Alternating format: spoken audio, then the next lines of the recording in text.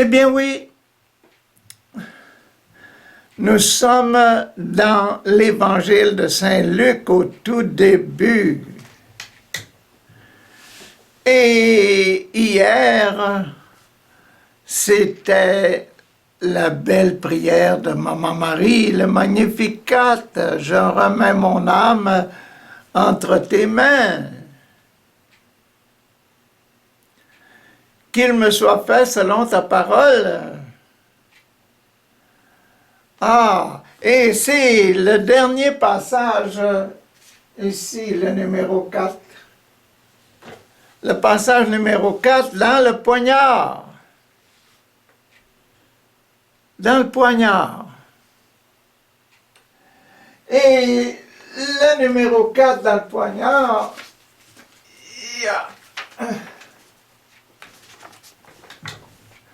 c'est le petit passage qui est ici. Nous attaquons aujourd'hui cette série de trois,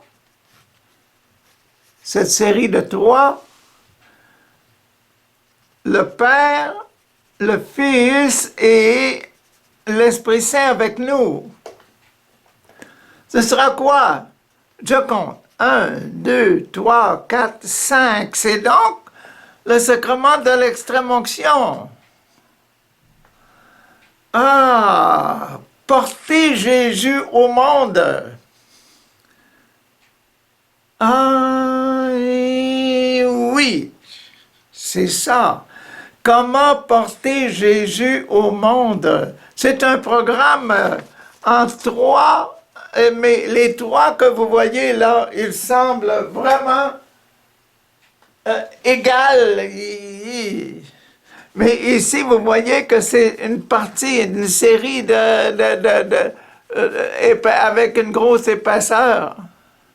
Donc, dans chacun de ces groupes-là, au numéro 5 qui veut dire la rémission des péchés, le sacrement des malades et la réception de l'Eucharistie en même temps.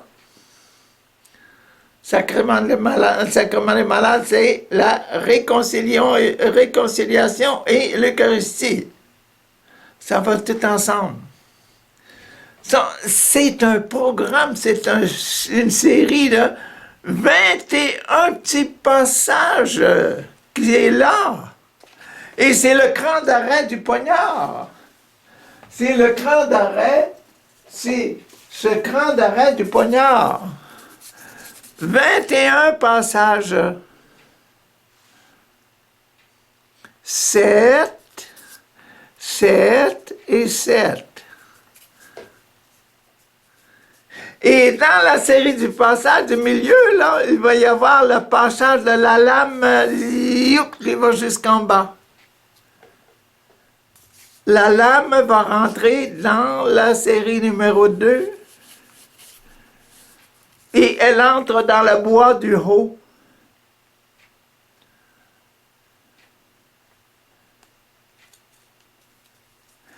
C'est intéressant de savoir pour comprendre Luc. Comprendre Luc, quel est le plan, quelle est cette fameuse... c'est quoi cette fameuse, ce fameux poignard-là, c'est quoi?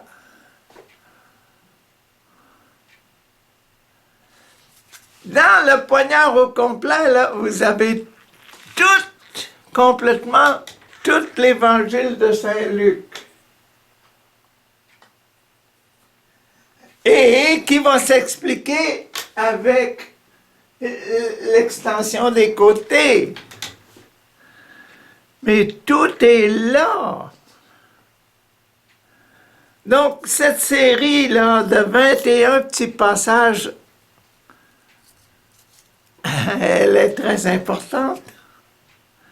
Pourquoi? Parce qu'elle est au sacrement de l'extrême-onction. C'est la partie du sacrement de l'extrême-onction. 7 passages qui vont parler. D'abord, les premiers 7 passages, c'est le Père qui donne son message à Jésus, 7 passages. Jésus qui accueille la mission et nous qui accueillons notre mission. L'Esprit Saint qui travaille chez nous, qui va nous faire accueillir la mission. Mais c'est quoi cette mission?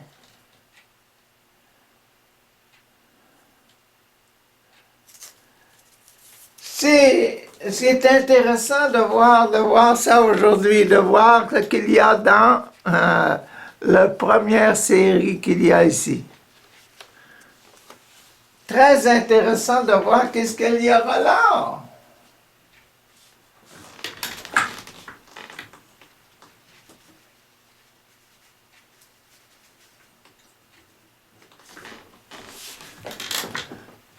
Allons-y. Bon.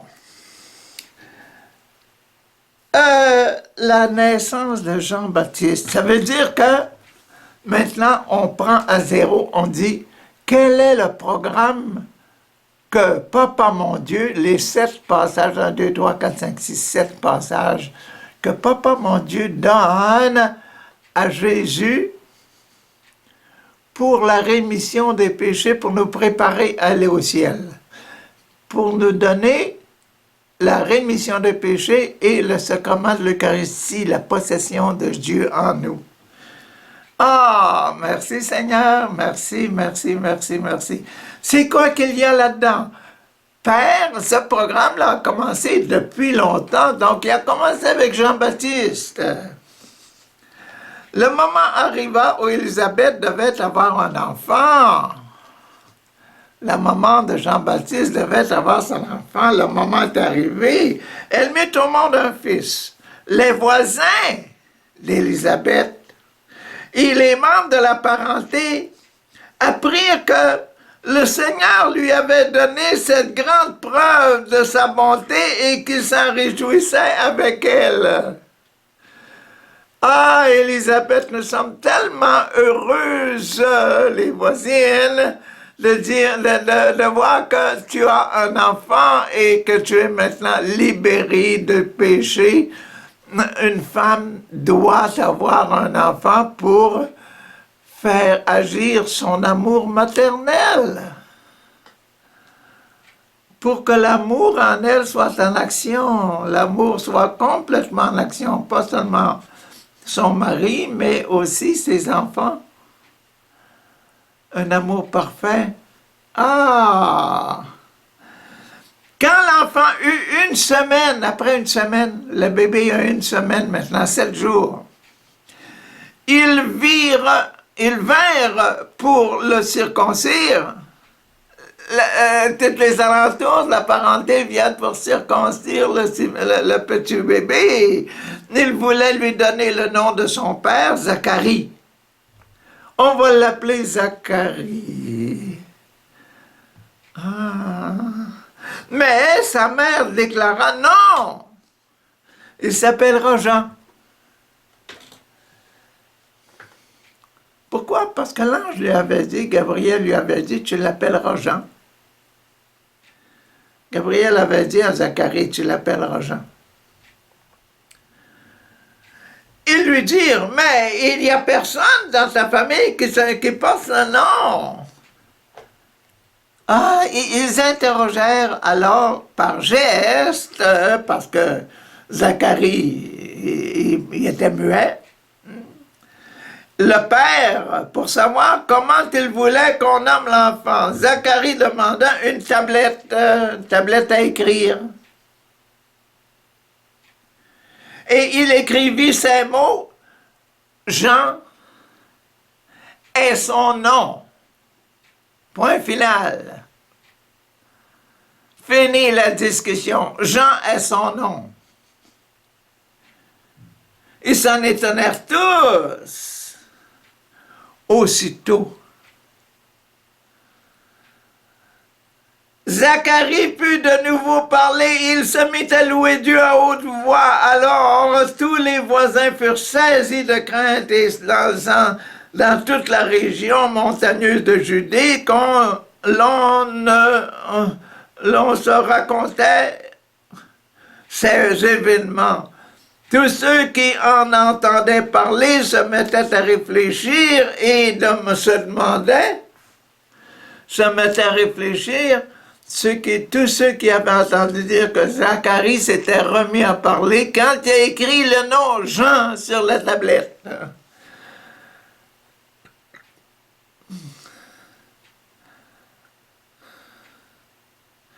Tous les alentours. La maison de Zacharie est vraiment dans une région montagneuse, hein, de la partie de Juda.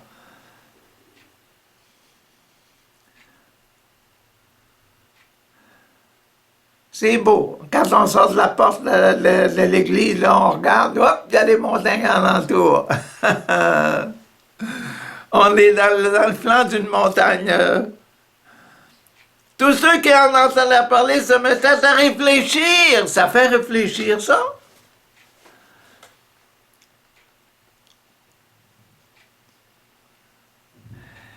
Il a été muet pendant 9 mois, ce gars-là. Puis quand il a dit « Jean est son nom », il s'est mis à parler.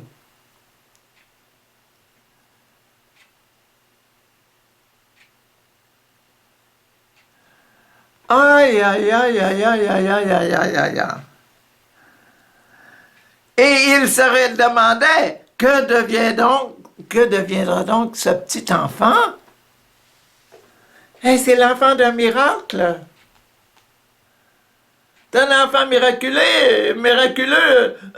Zacharie et Élisabeth sont des vieux. Ils reçoivent un petit bébé né de Élisabeth.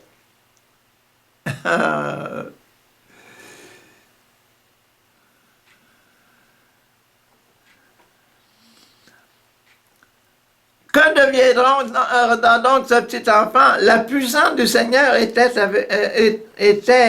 en effet réellement avec lui.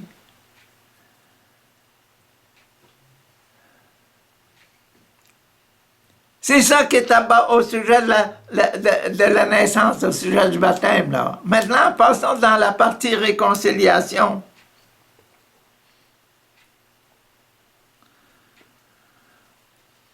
Zacharie, le père du petit Jean, fut rempli du Saint-Esprit, il se mit à prophétiser en ces mots. Zacharie, rempli du Saint-Esprit, maintenant tellement heureux que sa langue soit déliée, que toutes les prières qu'il a pensées, les remerciements pour le bébé qui semblait, toutes ces choses-là, la gloire de Dieu qui avait rempli Zacharie pendant 9 mois s'est mise à s'exprimer. Ah! Merci Seigneur pour la présence du petit Jean à travers nous. Merci pour ta présence à toi, Dieu, dans notre vie. Ah, réconciliation, c'est-à-dire c'est une vie intense avec le Seigneur, vraiment une Eucharistie. Un homme qui prie, c'est un homme en Eucharistie. Un homme dans une Eucharistie effective, quelqu'un qui prie quand tu pries, là, à la maison. Quand vous priez à la maison, chez vous, là, ou bien n'importe où vous êtes, là, vous vous mettez en Dieu. Dieu est en vous.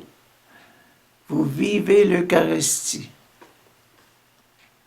C'est une Eucharistie vivante que la prière sincère. C'est une Eucharistie vivante. Qu'est-ce qui peut sortir seulement? Une purification. Si vous priez sincèrement à Dieu, Dieu vous purifie. Un homme qui vit la prière ne peut pas être un homme pécheur. en état de péché. Non. La prière purifie. La prière purifie. Vous l'avez pris là? La prière purifie. Soyez en état de prière, vous serez toujours en état de grâce. Maintenez votre état de prière, vous allez maintenir votre état de grâce. Quel que soit votre âge.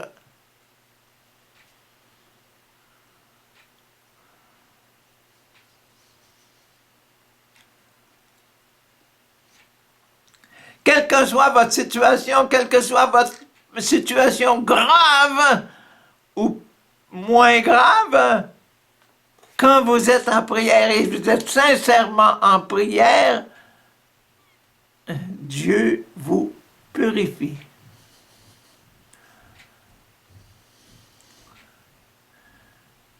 Même si le prêtre n'est pas là pour vous donner l'absolution, Dieu vous purifie et c'est lui, Dieu, qui vous recevra dans son éternité.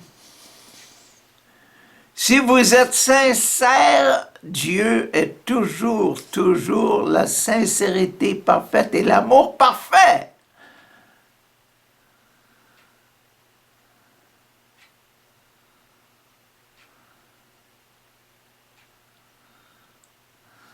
Ah, Zacharie, le père du petit enfant, fut rempli de l'Esprit Saint et il s'est mis à prophétiser en ces mots. Prophétiser pour le montrer au public que sa foi est grande. Loué soit le Seigneur, le Dieu du peuple Israël, parce qu'il a porté son attention sur son peuple et l'a délivré. Il a fait apparaître un puissant sauveur pour nous. Parmi les descendants du roi David, son serviteur.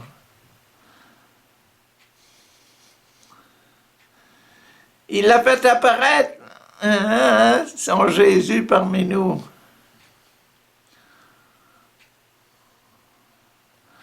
C'est ce qu'il avait annoncé depuis longtemps par les saints prophètes. Il avait promis qu'il nous délivrerait de nos ennemis et du pouvoir de tous ceux qui nous haïssent. Il a promis qu'il manifesterait sa pitié à nos ancêtres et se souviendrait de sa sainte alliance. Je l'aime, c'est mon peuple. C'est mon peuple, je dois le sauver. Car Dieu avait fait serment à Abraham, notre ancêtre.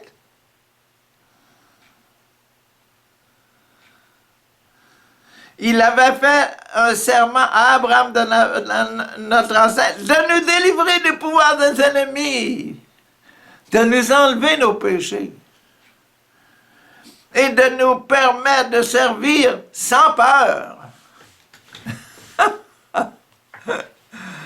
Ah! Vous voyez que Zacharie est fort, hein? Il est intéressant. Qui montre le courage d'un chrétien, quelqu'un qui est déjà converti. Il est en train de nous montrer ça, là. Quelqu'un qui est pur, il est sans peur. Il n'y a pas de reproche. Il peut mourir aujourd'hui, mourir demain, mourir dans 10 jours, dans 20 jours, ça importe peu pour lui. L'histoire, c'est d'être aimé et de se sentir aimé.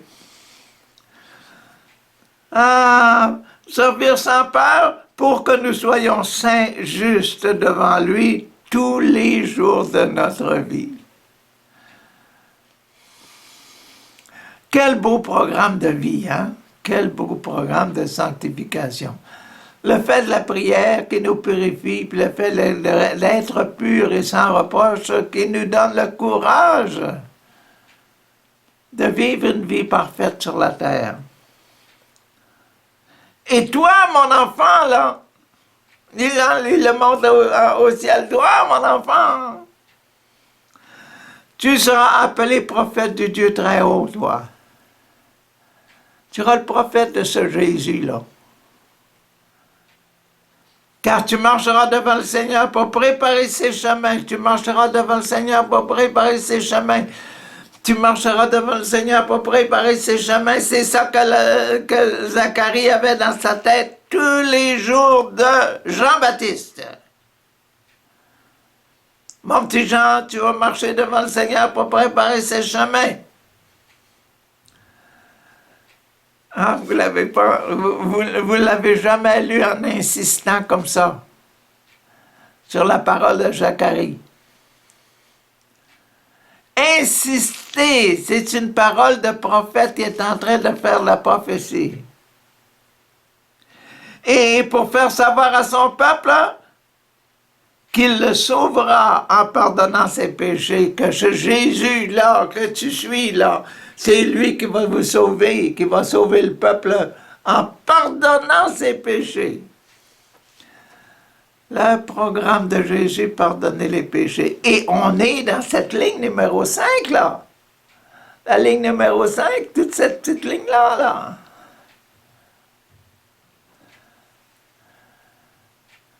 Pour pardonner les péchés. Il est dans le poignard. Yeah. Et cette ligne-là, c'est le cran d'arrêt. Le poignard ne pourra pas traverser l'agneau. Immolé. Il va s'arrêter au-dessus de la peau. Au-dessus du corps. Et ça, c'est la ligne de pardon. Tout le monde, vous avez droit à la purification. Ah! Car notre Dieu est plein de tendresse et de bonté. Il fera briller sur nous une lumière d'en haut semblable à celle du soleil levant, pour éclairer ceux qui se trouvent dans l'obscurité et l'ombre de la mort, pour diriger nos pas sur le chemin de la paix.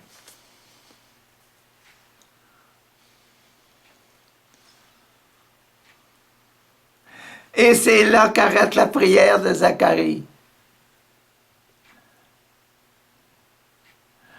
Toi, mon petit enfant, tu seras là pour guider les gens et les préparer à recevoir la paix. Pour diriger nos pas sur le chemin de la paix. L'enfant, le petit Jean, grandissait en son esprit. Grandissait en son esprit dans la famille, là. Jean-Baptiste n'avait pas 30 ans, là. Il était bébé. Il avait seulement 7 jours quand il a été offert, là. L'enfant grandissait et son esprit se fortifiait. Il demeura dans les lieux déserts jusqu'au jour où il se présenta publiquement devant le peuple de Dieu. Combien d'années se sont passées dans cette petite phrase-là, là? Après la prière de son père, il grandissait. Il demeura dans les lieux déserts. L'enfant grandissait en son esprit et se fortifiait. L'enfant grandissait en son esprit et se fortifiait. C'est comme Jésus. Jésus, après sa naissance, hein, on l'a vu à la présentation de Jésus au temple. On a vu à 12 ans. On l'a vu à 30 ans. Tout le temps qu'il grandissait, tout le temps que le Jésus grandissait, là.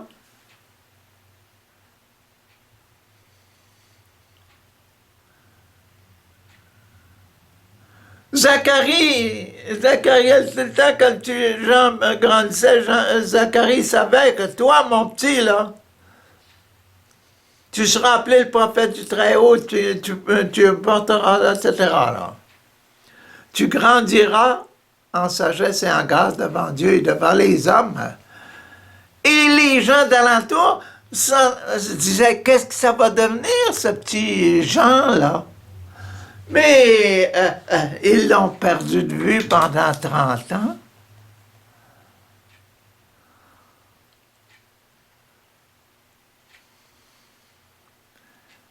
C'est comme s'ils l'avaient perdu de vue pendant 30 ans. Ils l'ont certainement vu quand il était jeune.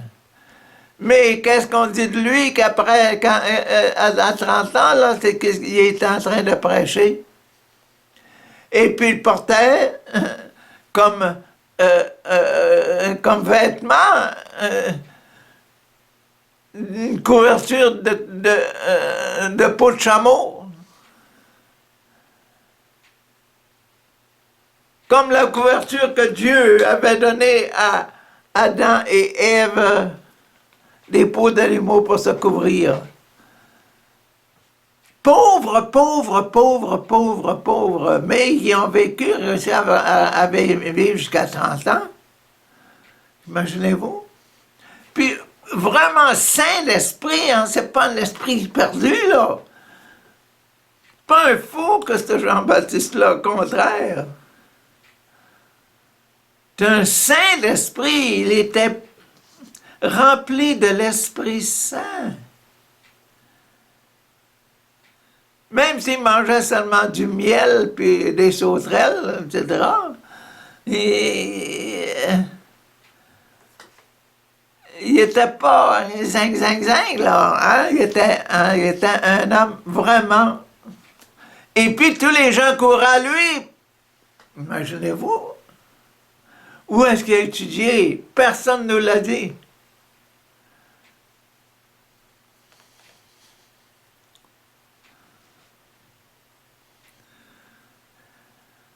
Comme le petit Jean avait été éduqué, était très jeune, et puis que les parents, que son père savait, etc., hein, que son père est un ministre, imagine, un prêtre qui va offrir l'offrande dans l'autel à Jérusalem, offrir l'encens devant l'arche de l'Alliance. Et sa mère, une sainte maman.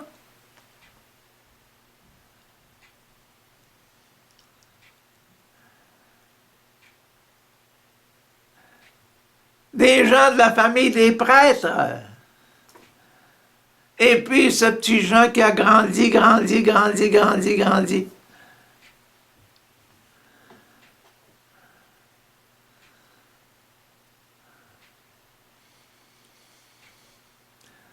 Ce que je trouve étonnant, moi, dans ma vie, c'est que quand je lis la vie d'un saint, je dis, hé, quand est-ce qu'il a commencé à être saint, lui-là, là? Est-ce qu'il est saint parce qu'il était un docteur, parce qu'il était un type qui a fait des grandes études, etc., pour devenir saint, devenir prêtre, pour devenir... Mais non! C'est les gens les plus simples, les gens qui ont le cœur le plus ouvert possible. Imaginez-vous quel genre de cœur que Dieu a donné à son petit Jean, là, à Jean, quand il était à la maison.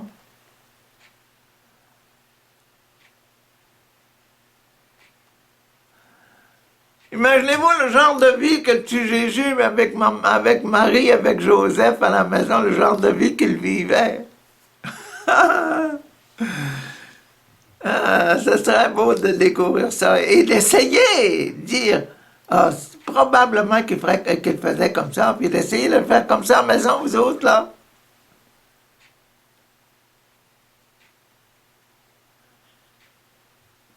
Comment ça se fait que Jésus connaissait tellement les Écritures? Ben oui, probablement comme Marie et Joseph, hein. À la maison, il y avait des secrets dans leur bibliothèque, hein?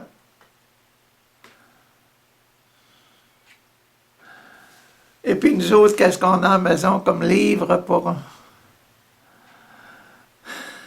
alimenter notre vie spirituelle? Qu'est-ce qu'on a comme livre?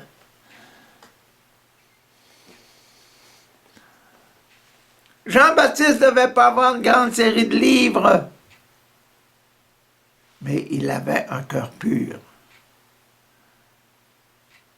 Dieu se manifeste au cœur pur, aux enfants purs.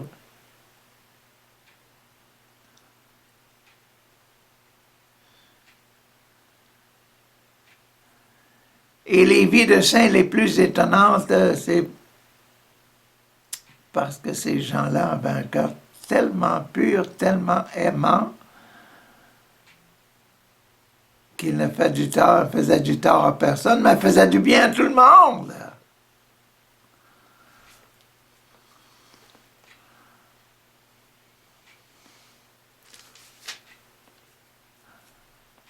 Ça, c'est le numéro 2, ça. Allons-y, la réconciliation maintenant. En ce temps-là, l'empereur, la naissance de Jésus. En ce temps-là, l'empereur Auguste donna l'ordre de faire le recensement de tous les habitants de l'Empire romain. Ce recensement, le premier eut lieu alors que Quirinus était gouverneur de la province de Syrie. Tous les gens allaient se faire inscrire en se rendant chacun dans sa propre ville. Joseph partit de la ville de Nazareth en Galilée pour aller en Judée, dans la ville appelée Bethléem, dans la ville de Judée, où est né le roi David, parce qu'il était fils de David. Jésus, fils de David, aie pitié de nous, parce qu'il n'était lui-même un descendant de David. Joseph était un descendant de David. Il alla s'y faire inscrire avec Marie, sa fiancée. Marie, sa fiancée. Elle attendait un enfant et pendant qu'ils étaient à Bethléem, le jour arriva où son bébé devait naître. Pendant qu'elle était là à Bethléem, la maison de David, le bourg, le petit village de naissance de David, ah bon!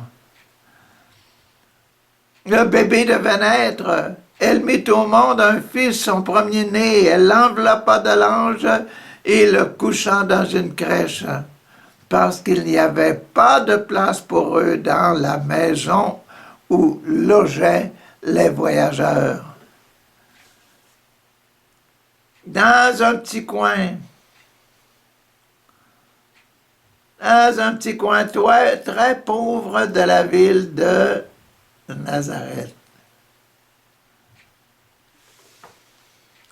Nazareth, la place de David, le petit village où est né David.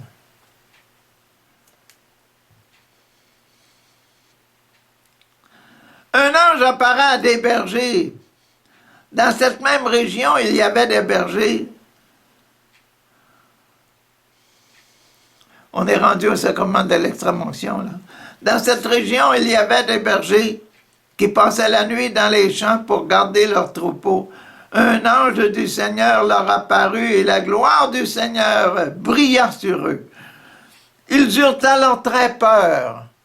Apparition d'un ange parmi les bergers.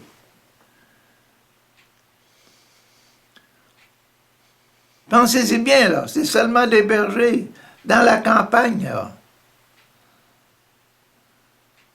Près des grottes, là. Il y a des moutons et des moutons alentour. Chaque berger avait son petit groupe de moutons, et il rentrait dans une grotte. Ah! Et un ange apparut dans sa gloire, avec toute la lumière alentour de lui. Ils eurent très peur. Mais l'ange leur dit, « N'ayez pas peur, car je vous apporte une bonne nouvelle qui réjouira beaucoup de peuple. Cette nuit, dans la ville de David, un sauveur est né pour vous. C'est le Christ, c'est le Seigneur. » L'ange qui parle au berger, l'ange tout éblouissant là, qui parle à des bergers qui sont en train de se réchauffer ensemble parce que c'était la nuit. Hein? Les bergers sont ensemble en train de se parler un à l'autre, puis whoop, cet ange-là tout brillant leur apparaît. Je vous annonce une grande joie. C'est pour vous, là. Hein? Le Messie est né. Ah! Le Seigneur, c'est le Christ, le Seigneur. Et voici le signe qui vous le fera reconnaître. Vous trouverez un bébé enveloppé de l'ange et couché dans une crèche.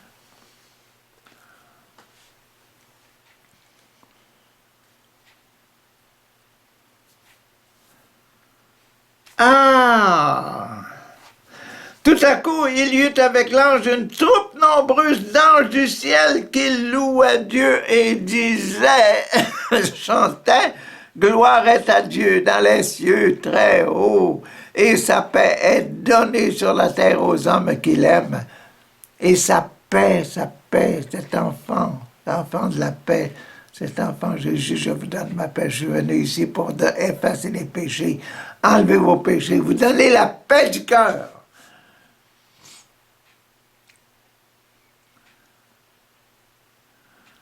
Lorsque les anges eurent quitté pour retourner au ciel, les bergers se dirent les uns aux autres, « Allons donc jusqu'à Bethléem, allons voir à Bethléem. Il faut que nous voyions ce qui est arrivé, ce que le Seigneur nous a fait connaître. » Ils se dépêchèrent d'y aller et ils trouvèrent Marie et Joseph et le bébé couché dans la crèche. Quand ils le virent, ils racontèrent ce que l'ange leur avait dit au sujet, au sujet du petit enfant. Tous ceux qui entendirent les bergers furent étonnés de ce qu'ils disaient.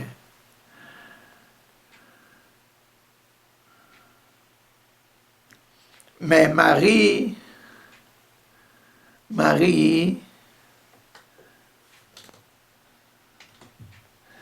gardait tout ça dans sa mémoire et réfléchissait en elle-même. Puis les bergers prirent le chemin du retour et célébraient la grandeur de Dieu et le louaient pour tout ce qu'ils avaient entendu et vu, car tout s'était passé comme l'ange leur avait annoncé.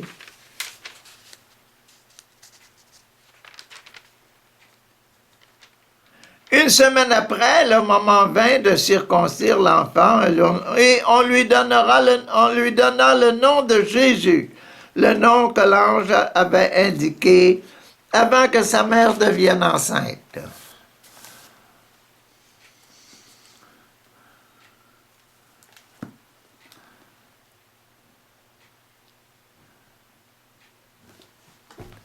Tout ça, on voit là l'impact.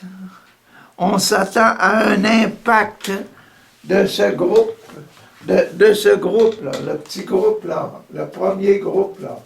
On est en train de passer dedans. On est en train de passer dans ce groupe du poignard, là. Hein? La première partie du poignard, là, première partie, on est en train de passer à travers. La rémission des péchés. Dans le programme de Dieu,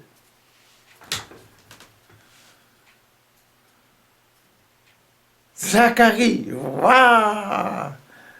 La mission de Jean-Baptiste, vois-tu? La mission de Jésus, Jésus qui arrive là, oh là! Et qu'est-ce qui va arriver? Disons qu'on va arriver jusqu'à la fin, là, pour la rémission des péchés. Le programme de la rémission des péchés, c'est ça qu'on est dans, pour essayer de l'installer dans notre tableau. Pour l'installer dans notre tableau,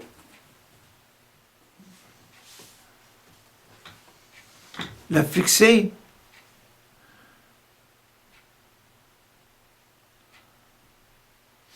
Demain, on va continuer encore cette première partie-là. On va essayer de passer à travers demain et terminer les cinq parties, là, les 7 parties du petit programme, du premier bloc. Les 7 parties du premier bloc. OK, à demain.